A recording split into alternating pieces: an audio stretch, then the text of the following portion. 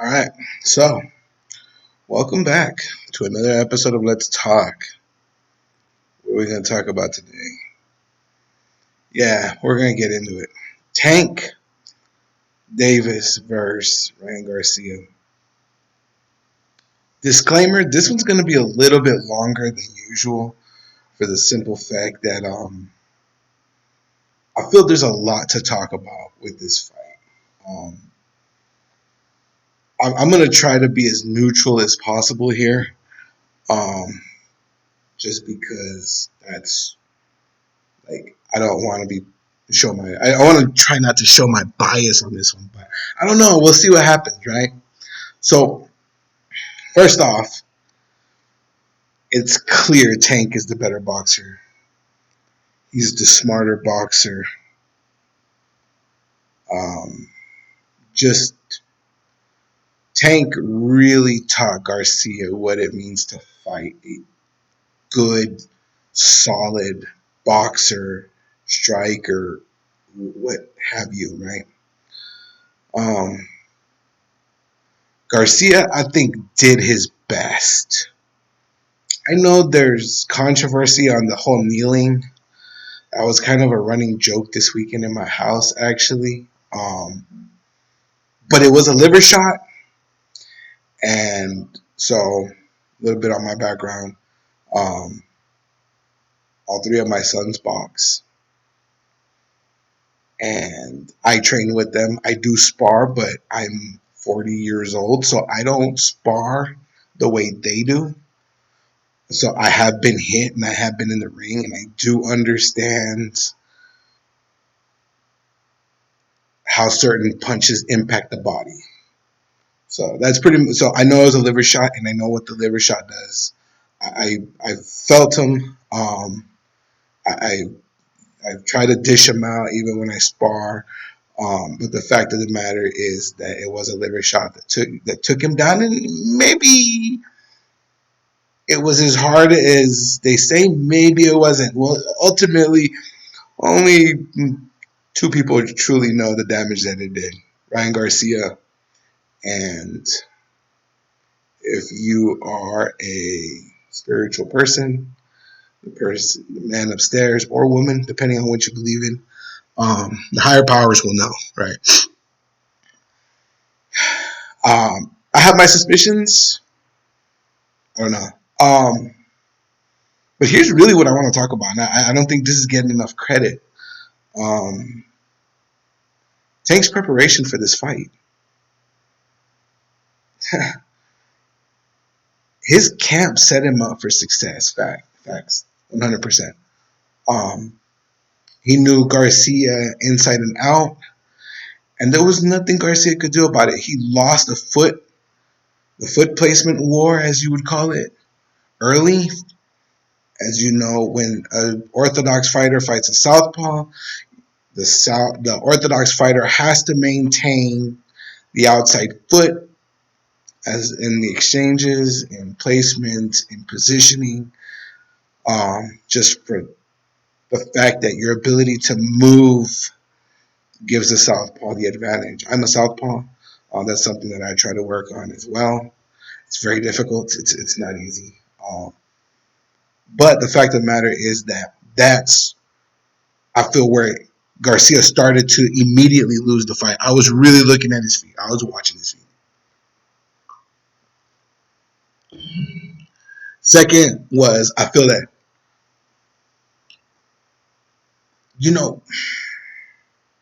well, let's get back into this whole idea of being prepared. The preparation showed when Garcia would lead with his left hook, which strategically I thought that was retarded. But I'm not his coach. I'm not his trainer. I don't have 20 years of boxing strategy and training and all that like his coaching team does. But his team didn't seem to have an answer for anything that Tank did. And because of that, Tank was able, a lot of times, if you remember early in the fight, he would smother those punches by getting inside and clinching.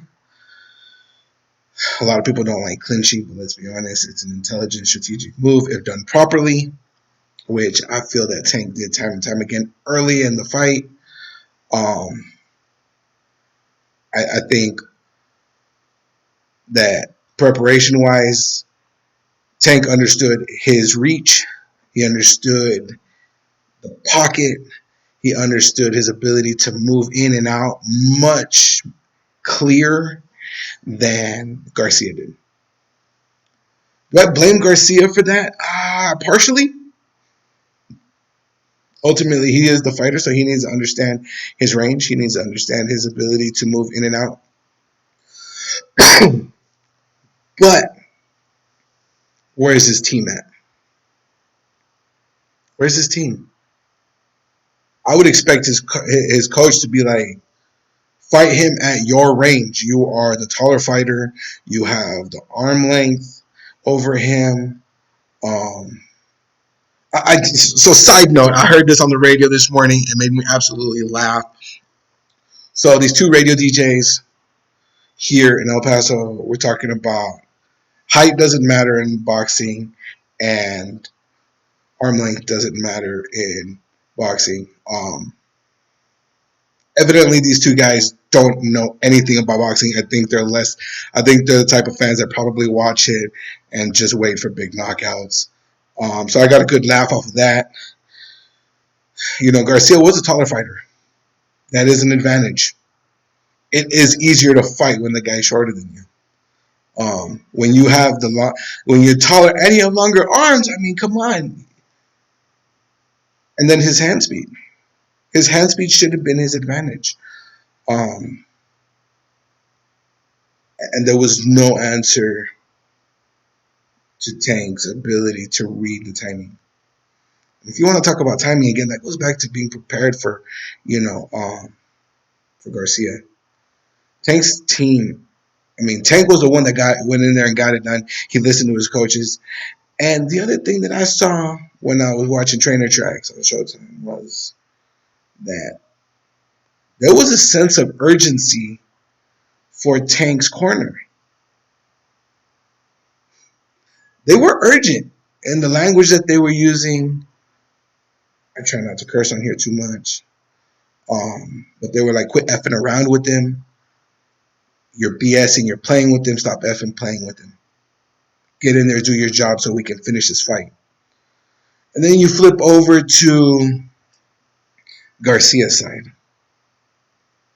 Hey, man. Watch that uppercut. Watch this, watch that. Now, granted, there's different ways of leading people. I'm not going to sit here and talk about. Maybe that's just Goosen's style of leadership in the corner. But I feel when you're losing when you've lost 5 out of the, or 4, I think it was 4 out of the 6 rounds, there should be some urgency in your voice to get your fighter to understand that they're losing the rounds and that they have to fight smarter.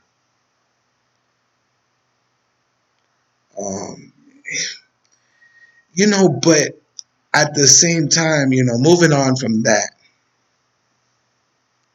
why did Garcia look the way he did? Well, one is I don't think he's actually fought anybody near the caliber of Tank. His last fight was Fortuna, let's be honest. Fortuna was a cakewalk for him. That wasn't in preparation for Tank. Who do we blame for that? Do we blame the fighter? Do we blame the corner? Personally, I feel De La Hoya's at fault for that.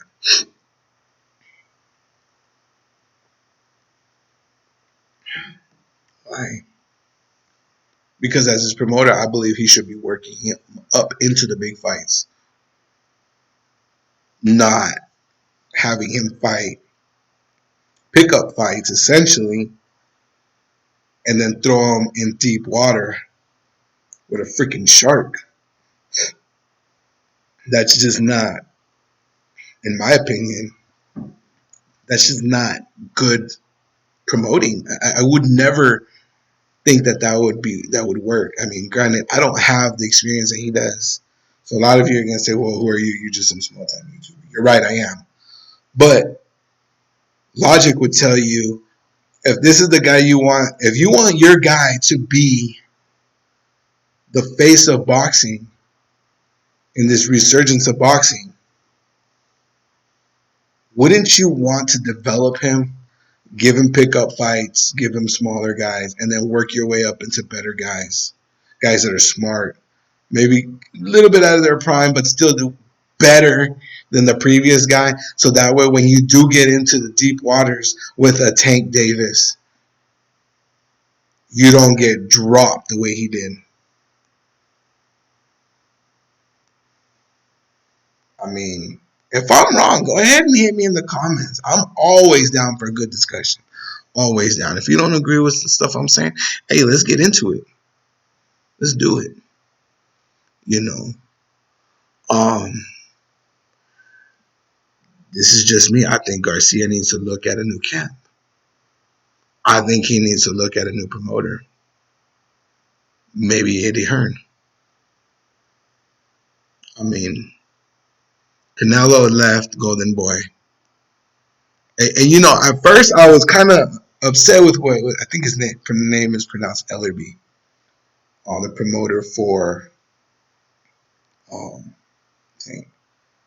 at first I was like, "Yo, you talking a lot of shit right now on De La Hoya." But now that I'm thinking about it, and I really sat down and listened to what he said, maybe De La Hoya is asleep at the wheel. Maybe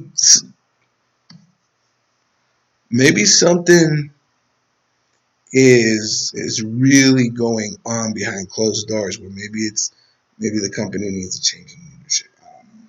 Maybe he needs to sit back, hire maybe somebody to be in charge of operations or something, and him just kind of let things go, give what his view is, and then maybe not. I don't know. I don't know that aspect of how it works, so maybe that's not feasible. But I'm looking at all the times, that De La Hoya's either lost people or weird stuff has happened around him. I mean, we're not even going to get into his drug abuse. I don't feel that's a necessary topic to talk about. That's been beaten to death.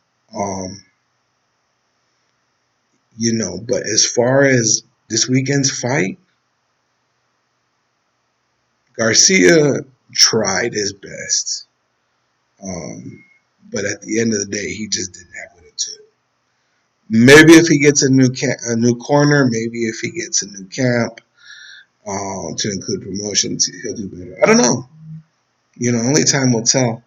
But this weekend's fight also brings up some things that maybe Reynoso saw when he was training Garcia. See, everybody's gonna sit there and be like, well, blah blah blah blah blah blah. But at the end of the day, there's a lot of stuff that happens behind closed doors that we don't see. Garcia made the weird comment in the post-fight interview talking about, yeah, it was a liver shot. Yeah. That's all I'm going to say on that. That's a weird thing to say. It's clearly evident you were lying, Ryan Garcia, and we all know it, and only you know the truth. But, bro, you should have been prepared for that the moment you went down. The moment the fight ended, you should have been thinking of a clear answer for that. Yes, a liver shot dropped me. I couldn't get back up. I don't know what to tell you. And I think 90% of the people would have been like, okay. And then now there's this little rumor coming out that there was a mole in Garcia's camp that was giving Tank information about a possible injury. Maybe there was an injury. Maybe there wasn't. I don't know. Seems kind of convenient to come out with it now. Definitely in the idea of setting up a rematch. I don't know if I'll watch a rematch, to be honest with you. I felt like this fight was anticlimactic at best. But sometimes it's like that, right? Anybody that is a true fan of boxing will be like, well, damn, that didn't end the way we expected. And then Showtime, I gotta, I'm gonna be extremely critical of Showtime right now. That was the poorest fight card in a long, long time. Just, just weak. I get it. Showtime, they're trying to stay relevant over with HBO and the Zone and everybody else, but I was like, yo, just poor fights. And I get it. Not every fight is gonna be like, a tale of the tape on ESPN classics. It's not. But I mean, even Rosado and Beck, it was like Beck didn't want to get knocked out, and Rosado just didn't want to die. So what did we get? A sleeper. I don't even remember the names of the other guys that fought that this weekend. Um, it just was. I don't know. There's a lot. There's a lot going on with this. I mean, it's to talk about. It's talk about what we think on there. Um, Ultimately, we'll see. I'm not quite convinced Davis is the face of boxing yet. Yet. I think he can be. I think he may very well be. Um, I know there's the Lomachenko Haney still hanging out there. I'd like to see that. And then Tank. Um, the thing that this is really showing about Tank is that don't show up to the ring on some bullshit. You better be prepared mentally, physically, emotionally, spiritually, because if you're not, he gonna let you have it. Oh, the infamous catch weight and the rehydration clause. I know somebody's gonna think about it, and that's gonna be the first thing a Garcia fan is going to say. But here's the thing. All of those things were because Garcia was impatient to fight Davis. If a dude is determined to fight you like that and you keep throwing things at him, he keeps saying, okay, yeah, you're in there to win. You're not in there to freaking. If the dude lets himself get put at a disadvantage with all of those things, that's the fighter's fault for agreeing to it. I Do I really think that now, looking at the fight, that Davis was actually scared of Garcia? No. I think they were just like, well, if this guy's dumb enough to sit there and say okay to all of these things, but he can't eat for 3 days and he can't drink for 3 days and he can only rehydrate 10 pounds, 5 pounds, whatever it was, then yeah, keep going, man. I would. I have no problem with it. So at the end of the day, I know a lot of Garcia fans are going to be mad at me for being so critical of him. I know it seems like I'm sitting on freaking Tank's jock right now. Um, but the fact of the matter was that Tank did what he was supposed to do. And he did it well. But I'm going to say this. Tank better not use this as a way to think he's God's gift to boxing. And his next match, he gets pummeled and gets his ass kicked by somebody else that's hungrier than he is. Because I can see that also. I can see him definitely getting his ass rocked and being brought back down to earth by somebody with a little bit more experience than him, somebody that's a little bit smarter, or maybe just has a little bit more dog in them.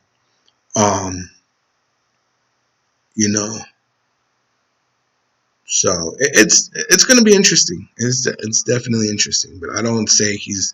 I'm not going to sit here and say that he's the face of boxing just yet. He needs to win some more bigger matches because evidently Garcia wasn't it. Let me know what you think in the comments.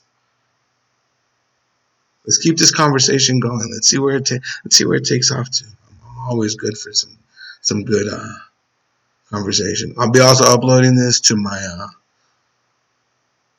TikTok, at least parts of it. Um, and as always, this is Carlos at Let's Talk. Talk to me, and I'll talk back.